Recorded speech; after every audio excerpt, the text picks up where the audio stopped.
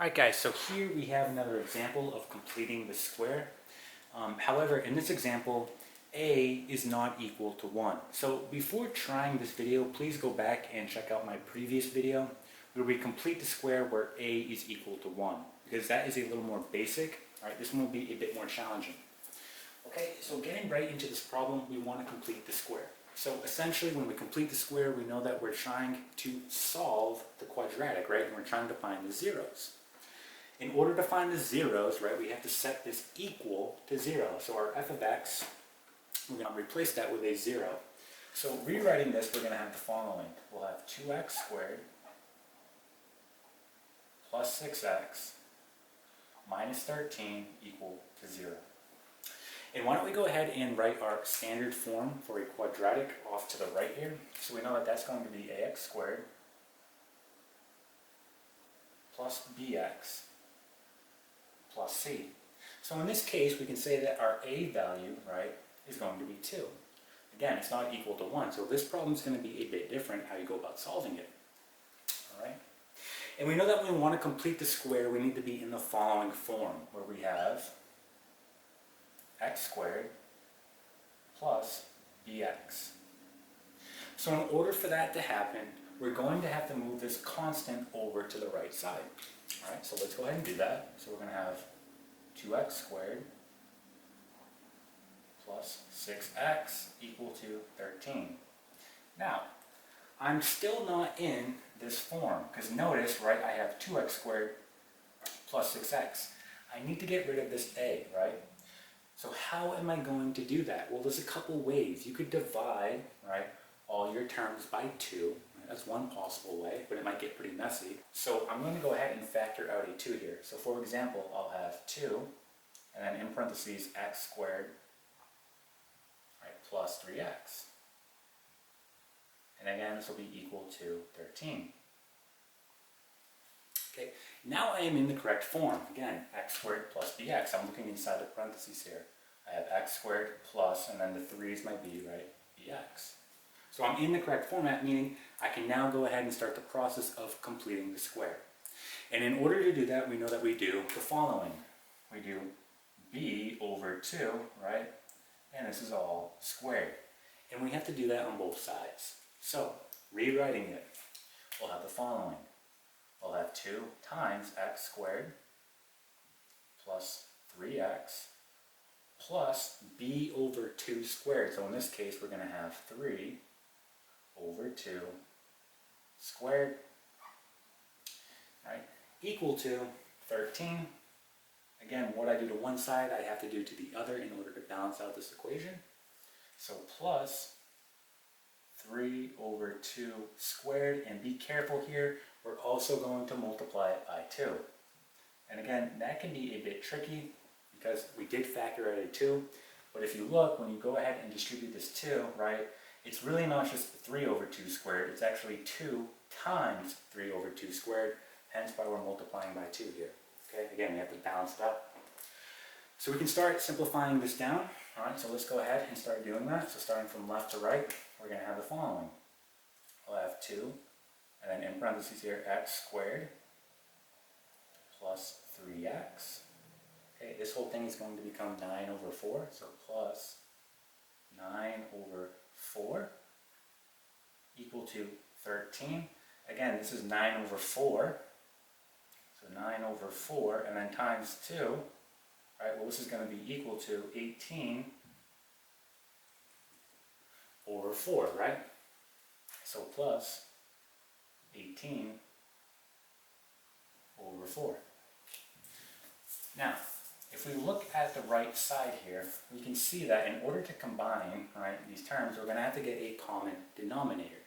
All right?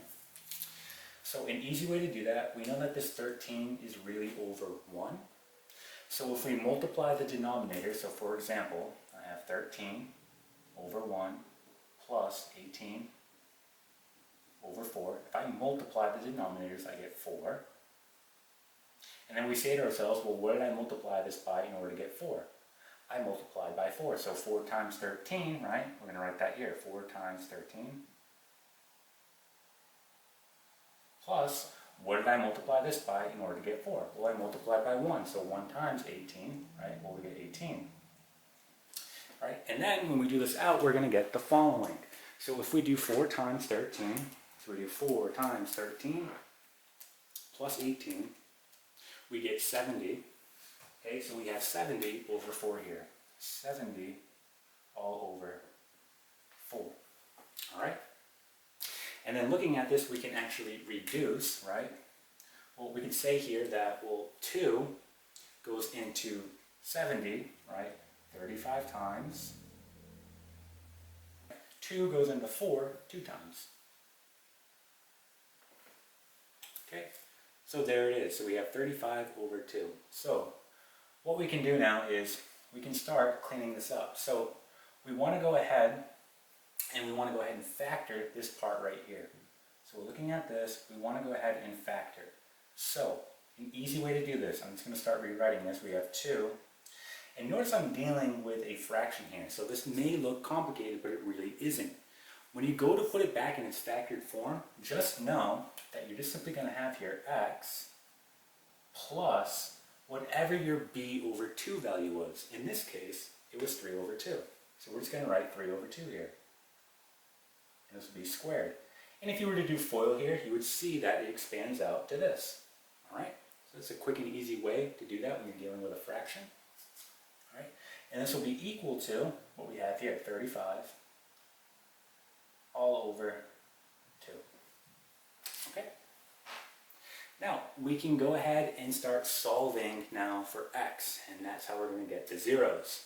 So, our next step, we want to divide both sides by 2. All right, so doing that, let's go ahead and we're going to start writing over here now. And I'm going to erase this work since we're done with this. That will give me room to write. So we're going to divide both sides by 2, and when we do that, we get the following. We're going to get x plus 3 over 2 squared, right, equal to, and we're going to get 35 all over 4. Again, we just divided both sides by 2. All right? And then we want to go ahead and take the square root on both sides. So doing that, take the square root on both sides, right? So rewriting this, we have the following. We'll have x plus 3 over 2, right, equal to, and we can actually rewrite this the following way. Based on the quotient property when dealing with square roots, we can rewrite it as the square root of 35 over the square root of 4. Mathematically, that's the same thing. And we know that we can't do the square root of 35, but the square root of 4 is simply going to be 2. So again, rewriting, we get x plus 3 over 2. And again, we took the square root, so plus or minus, and we'll have the square root of 35 all over 2. We are almost done, all right? Our last step is to subtract, right, 3 over 2. So what we'll have here is the following. X equals negative 3 over 2 plus or minus the square root of 35 all over 2, right? And if you want to clean it up, okay, we can write our final answer, okay, this way. So since we're dealing with the same denominator here, we can write it all as 1. So our final answer will be x equals negative 3 plus or minus the square root of 35 all over 2. Okay? And this here is going to be your final answer. Again, we just solved for the zeros.